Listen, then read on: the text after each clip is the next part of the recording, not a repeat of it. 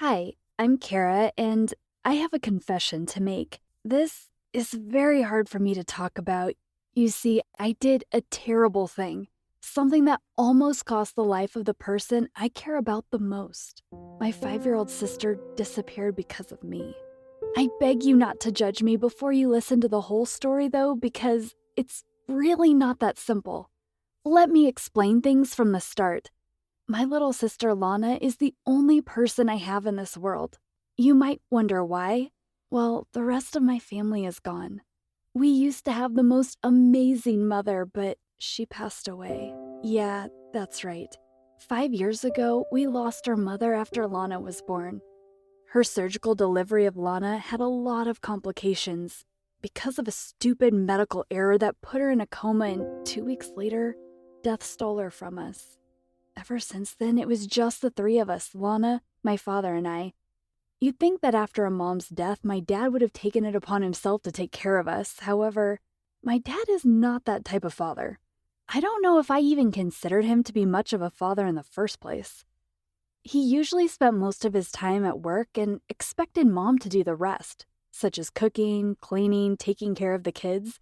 He believed that raising kids wasn't a man's job. So, after a tragedy, he had no clue how to raise us.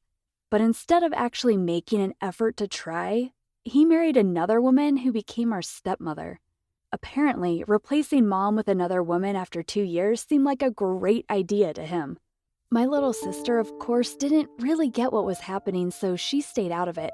I, on the other hand, was having a hard time accepting the reality my father had forced upon us. Even though I tried my best to communicate with him, every conversation we had ended in a big fight. I honestly couldn't deal with him. He was a hopeless case. As for the woman he brought into our home, she was even worse than him. The woman was pure evil, just like the typical stepmom in the stories we grew up listening to. She acted like the nicest person in front of our dad. And when he was gone, she was a completely different person. She screamed at us, called us names, told us how worthless we were, and the list went on.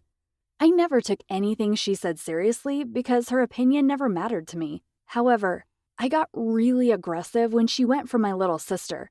My little sister was so innocent and gentle. She reminded me of my mother a lot. She had a pure heart, and every mean word affected her. Seeing her cry was the thing that hurt me the most in the world. That is why I defended my sister and tried my best to keep our stepmom away from her. But when I couldn't prevent it, I was there to make her feel better. What seemed to cheer her up the most were the stories I told her about her mother. Lana was always curious to know what mom was like. I tried my best to describe her, and I showed her old pictures and videos of our mother. She looked just like Lana. With time, these stories became Lana's favorite topic to talk about. It reminded her that no matter what happened, Mom was watching over us.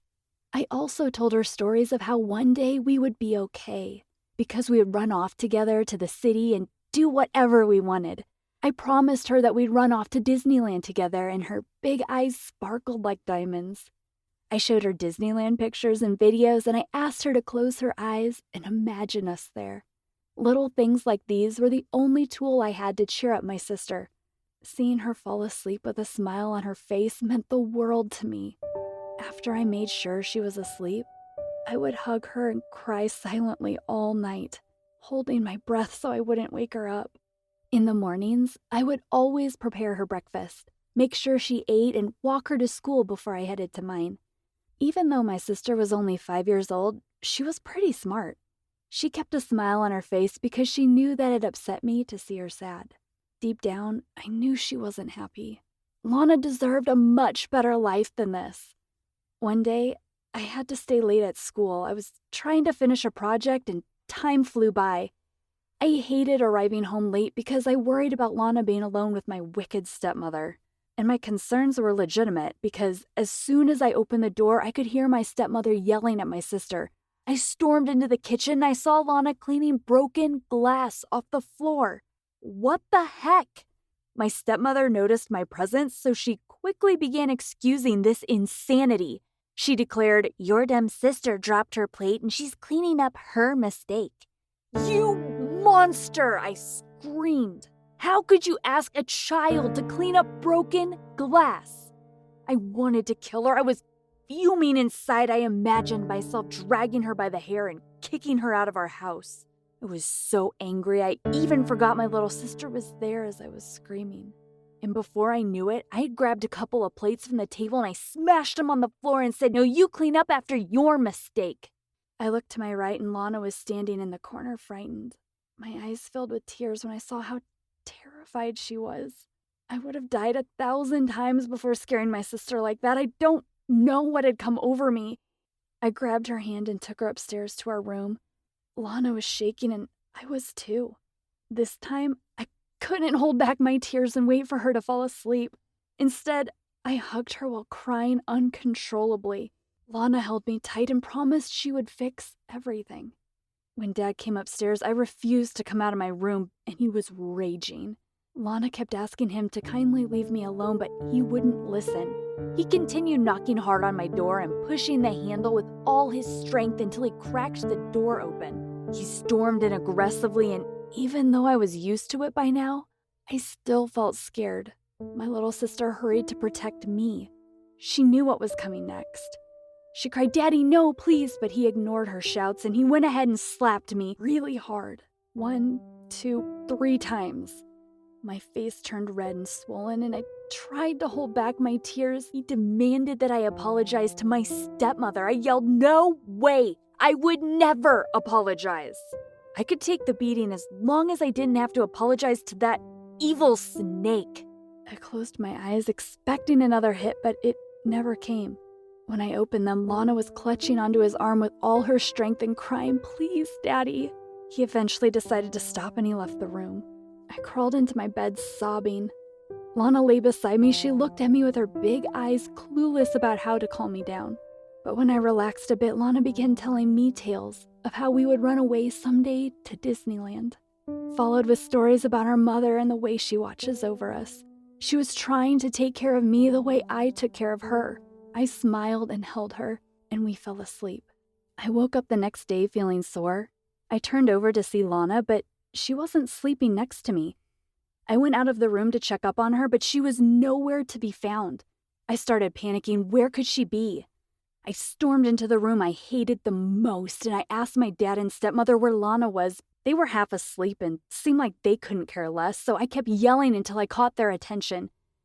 Soon enough, they started looking for her, but to no avail. My dad called the police and reported her missing. Shortly after, the police came to our house. When they questioned us, I couldn't tell them we lived in an abusive house because I didn't want my sister and me to be sent into the broken system of foster care. However, I needed them to find her, so I informed them that I thought my sister might have tried to run off to Disneyland because we had planned it in our imaginations. The police search took place shortly after. I felt so guilty.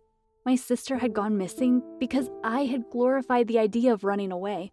So she must have thought it was a better alternative to staying in our abusive home. My attempts of trying to protect her ended up hurting her. I rushed out of the house to look for her. After hours of searching, I felt like I was about to collapse. When I found myself 5 minutes away from the graveyard my mom is buried in, I went there because all I needed at that moment was to talk to my mom. I sat next to her grave.